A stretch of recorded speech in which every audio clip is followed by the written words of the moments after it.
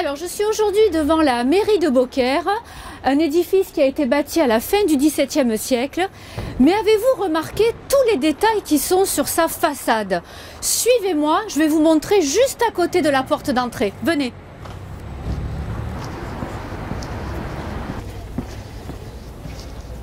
Regardez ici ces deux barres métalliques scellées dans le mur.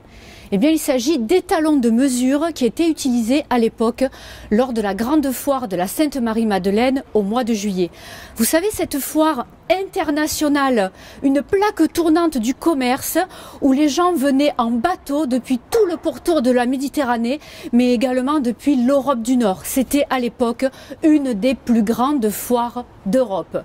À une époque où les mesures étaient différentes d'un pays à l'autre, voire même d'une région à l'autre, eh bien, il était nécessaire d'avoir des références. Alors, les marchands, avant de vendre, arrivaient avec leurs cannes de bois, et venaient prendre la mesure pour pouvoir vendre sur leur stand aux normes officielles de la foire de Beaucaire. Alors, voyons voir combien ces étalons mesurent. J'ai porté mon mètre, histoire de vérifier.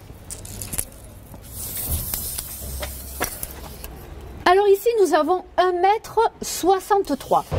Cette mesure est vraisemblablement la brasse qui était particulièrement utilisée par les marchands génois. C'est une mesure qui pouvait être internationale. Voyons celle du dessus maintenant, la plus grande.